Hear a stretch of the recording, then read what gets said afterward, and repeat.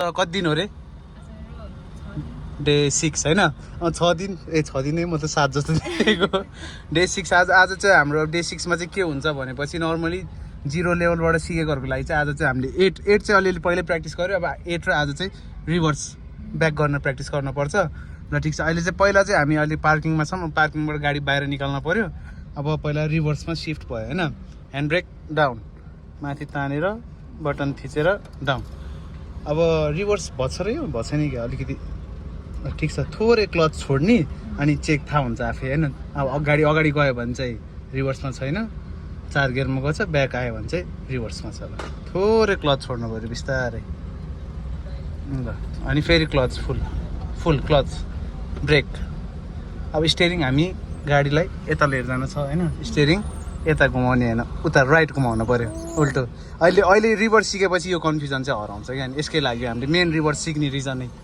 अब स्टेरिङ पहिला राइट फुल लक हुने गरेर टर्न गर्नु पऱ्यो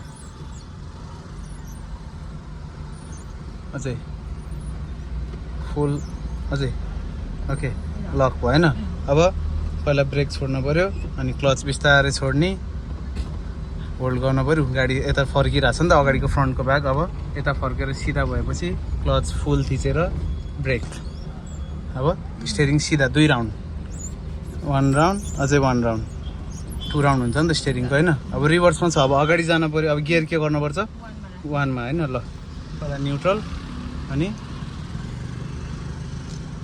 त्यस्तै हल्का बिस्तारै कि हल्का यस्तरी लेफ्टमा लिएर आयो माथि गरिदिने ल अब यो न्युट्रलमा छ अब लेफ्ट कर्नर अनि माथि ओके अब पहिला ब्रेक छोड्नु पऱ्यो अनि क्लच बिस्तारै छोड्ने अब टाढा बाइक आयो है ल जाम क्लच बिस्तारै अनि होल्ड पहिला 1 राउन्ड गरौँ 1 राउन्ड गरेर त्यसपछि अनि 8 गरौँ अनि है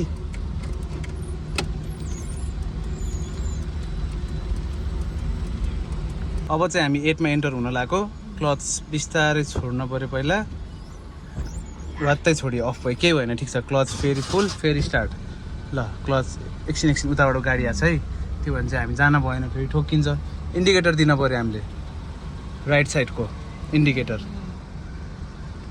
ल इन्डिकेटर भाल्यो अब क्लच ल बिस्तारै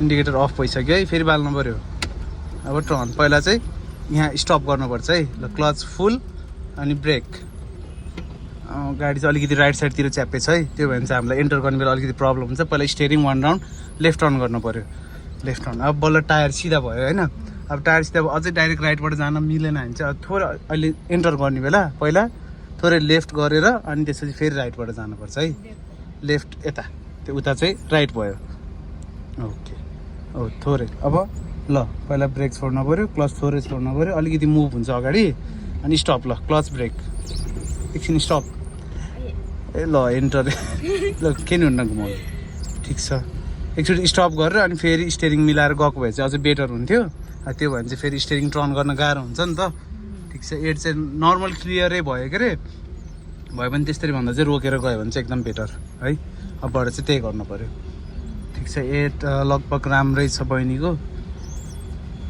क्लियरै छ लाइनहरू कतै टच भएको छैन यता नि अल क्लियरै छ अब यो साइडको हो मेन टच हुने चाहिँ यो साइड क्लियरै छ नाइस एकदम दामी ठिक छ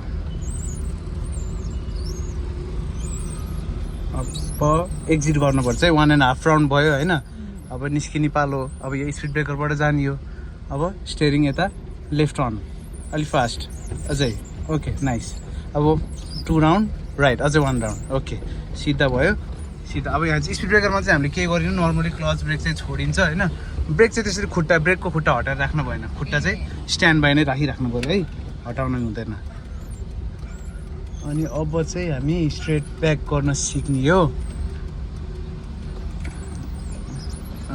एकचोटि स्टप क्लच फुल अनि ब्रेक यता हामी चाहिँ यो राइटको व्हाइट लाइन छ नि यता भित्र हो त्यहाँबाट एन्टर गर्ने हो अब पहिला इन्डिकेटर दिनु पऱ्यो राइट साइडको स्टेरिङ सिधा राखेर बाल्नुपर्छ नत्र भने चाहिँ राम्रोसँग बल्दिन्न र अब चाहिँ यहाँ चाहिँ रिभर्स प्र्याक्टिस गर्नु लाग्यो हाम्रो बहिनीको चाहिँ डे 6 हो 8 हाम्रो भ्याइयो। अब आज चाहिँ रिभर्स प्र्याक्टिस हुन्छ है। अब ग्याप धेरै छ होइन, हामी चाहिँ मेन चाहिँ के गर्नु पऱ्यो भनेपछि यो गाडी र हाम्रो यो लाइन हुन्छ नि, लाइनको बिच चाहिँ ग्याप चाहिँ कम हुन पऱ्यो। सके जति लाइनको नजिक नजिक लिएर आउँदै ब्याक गर्ने। मेन चाहिँ लाइन टच हुन भएन, लाइन र गाडीको बिच पनि ग्याप पनि धेरै नहुने ट्राई गर्ने। अब इक्जाम्पल यो गाडीलाई यता लाइनतिर लिएर आउनु पऱ्यो, स्टियरिङ कता टर्न गर्नुपर्छ, यता राइट होइन, राइट टर्न गऱ्यो भने चाहिँ गाडीको यो ब्याक साइडको भाग पनि यता राइटमै आउँछ। अनि लाइन छुन लाएर उता लैजानु पऱ्यो भने चाहिँ उता गर्न पऱ्यो होइन, लेफ्ट गऱ्यो भने लेफ्ट टायर हल्का उता टर्न हुन्छ। ल सिधा जता घुमाए पनि ठ्याक्क यति 90 डिग्री मात्र घुमाउने है, धेरै नघुमाउने। अब रिभर्समा सिफ्ट भयो। अनि क्लच चाहिँ के गर्नुपर्छ, थिच्ने छोड्ने थिच्ने छोड्ने गऱ्यो भने चाहिँ स्पिड कन्ट्रोलको लागि त्यो चाहिँ है। ल अब ब्रेक चाहिँ युज नगर्ने, क्लच मात्र युज गर्ने। ल ब्याक, यो राइट साइडको मिरर हेर्नु पऱ्यो है। ल थोरै क्लच फुल। अब यता टच हुन लाग्छ, अब कता लैजानु पऱ्यो, राइट घुमायो बहिनीले, गाडी पनि यो टायर पनि थोरै उता राइट टर्न हुन्छ। फेरि क्लच फुल अनि स्टियरिङ सिधा हो। अब फेरि यता ग्याप धेरै भएको छ है, फेरि यता आउनुपर्छ। ओके, यता ग्याप, गाडी यता नच्यापेसम्म स्टियरिङ सिधा गर्न हुँदैन है। ठिक छ, अलिकति च्यापिसक्यो गाडी, त ब्याक अझै हो। यसरी पहिला स्ट्रेट ब्याक गर्न सिक्नु भयो भने चाहिँ स्पिड कन्ट्रोल मिल्छ। अनि स्टियरिङ कता घुमाउँदा कता जान्छ भनेर मेन डाइरेक्सन थाहा पाउनुको लागि हो हामीले यो रिभर्स सिक्ने रिजन चाहिँ। ल सिधा स्टियरिङ। अब फेरि यता अझै यता च्याप्न पऱ्यो, अझै यता ग्याप धेरै भएको छ है। हो ठिक छ, नर्मली च्यापिँदैछ। अझै ब्याक। ल ब्रेक। गाडी चाहिँ अलिकति बाङ्गो भएको छ। अनि अर्को के भनेपछि अब अघि हाम्रो स्टार्टिङमा ग्याप धेरै थियो होइन, अहिले चाहिँ थोरै भएको छ। अब फेरि अर्कोचोटि प्र्याक्टिस गर्दाखेरि फेरि अझै ग्याप थोरै बनाएर गर्नु पऱ्यो सकेसम्म। यो टायर चाहिँ अझै लाइनको यता यता नजिक जति भयो भने चाहिँ अझै राम्रो है। ल फेरि अगाडि जाने अनि त्यसपछि फेरि ब्याक हुनुपर्छ। ल अब पहिला गियर सिफ्ट 1मा। ओके, अब मुभ बिस्तारै छोड्नुपर्छ है, क्लच वात्तै छोड्नु हुँदैन। सुरुमा प्र्याक्टिस गर्दा चाहिँ क्लच झ्याप्पै छोड्ने बानी हुन्छ, त्यसले गर्दा चाहिँ अनि गाडी अफ हुने चान्सेस एकदम हाई हुन्छ। हो यसरी पहिला चाहिँ यसरी स्ट्रेट ब्याक सिक्नु भयो भने चाहिँ गाडीको स्पिड कन्ट्रोल एकदम मिल्छ। अनि स्टियरिङको डाइरेक्सन थाहा हुँदै जान्छ, त्यसपछि रिभर्स गर्ने बेला प्रब्लम आउँदैन। ओके, यो चाहिँ जोस् अब बिगिनर्सहरूले स्टेप बाई स्टेप सिक्नेको लागि चाहिँ हो यो भिडियो चाहिँ है। अब डे 6 हो, अब भनौँ न कोहीले डे 4मा पनि सिक्छ, कोहीले डे 8, 9मा पनि सिक्नुहुन्छ रिभर्स चाहिँ। हजुरहरूमा पनि डिपेन्ड पर्छ एउटा कुरा चाहिँ है। बहिनीलाई चाहिँ पहिला अलिअलि हाफ नलेज चाहिँ थियो, त्यही भएर सिक्ने बेला चाहिँ अलिकति सजिलो भइरहेछ बहिनीलाई। हो ल सिधा टच हुन लाग्छ। अब कता गर्नु पऱ्यो, स्टियरिङ उता राइट टर्न गऱ्यो बहिनीले। अब हेरौँ है टच गाडी। हो अब सिधा स्टियरिङ। ठिक छ, नाइस, राम्रो भयो है ग्याप। अहिले यतिको ग्यापमा पुग्न सक्यो भने एकदम बेटर। ग्याप मेन्टेन गर्नु पऱ्यो, स्टियरिङ बाङ्गो राख्नु भएन है। सिधा छ भने सिधै। एकचोटि स्टियरिङ चेक, स्टियरिङ सिधा छ नि होइन, ठिक छ, डाइरेक्सन मिलिरहेको छ। अब चाहिँ बाङ्गो नगर्ने हो। यतिको ग्यापमा अझै जति थोरै ग्यापमा गर्न सक्यो त्यति बेटर हुन्छ। पछि एल ब्याक सिक्दा चाहिँ यस्तो दामी स्मुथ हुन्छ एल ब्याक। हो ब्रेक। ठिक छ, अहिले दामी भयो, अहिले सही भएछ। अब 1मा सिफ्ट। ल अब फेरि अगाडि जाने बेला नि लाइन टच हुन भएन है। ओके नाइस, ठिक छ। हो यसरी नै स्टेपहरू बढ्दै जानिन्छ। स्टेप अब जस्तै प्र्याक्टिस गर्दा जान्दै गइन्छ, त्यसपछि अनि दिन अनुसारको स्टेप बढ्दै जान्छ। हजुरहरूलाई अब अरू पार्टहरूको भिडियो पनि चाहिन्छ भने चाहिँ भन्नु, त्यही अनुसारको म राखिदिन्छु भिडियो है। जस्तै अब डे 9, 10मा के हुन्छ, अब यो पछिको उहाँको स्टेप के हुन्छ, त्यो स्टेप चाहिँ कसरी सिकिन्छ भनेर त्यसको लागि नि कमेन्ट गर्नु, म त्यो पनि मिलाएर राखिदिन्छु है त। बब्बाल भयो बहिनीको रिभर्स अब होइन। अब एउटा जो स्टियरिङ कता घुमाउँदा कता जान्छ भन्ने कन्फ्युजन हरायो कि हराएन, हरायो होइन। अब एउटा क्वेसन सोध्छु है भनेपछि है। अब यो गाडी अब रिभर्समै ब्याक गरेर अब बाहिर निकाल्न पऱ्यो होइन। अनि यो गाडीको यो फ्रन्टको भाग छ नि, यो फ्रन्टको भाग चाहिँ उता फर्किन पऱ्यो, यो ब्याक साइडको भाग चाहिँ यता आउन पऱ्यो।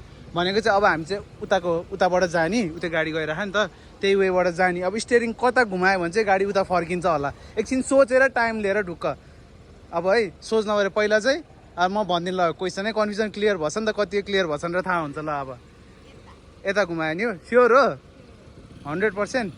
ल फुल राइट टर्न गऱ्यो बहिनीले, यता राइट टर्न गऱ्यो, टायर यस्तै टर्न भएछ। ल अब ब्याक कता जान्छ हेरौँ है त। ल गएन भने गयो ल, ठिक छ।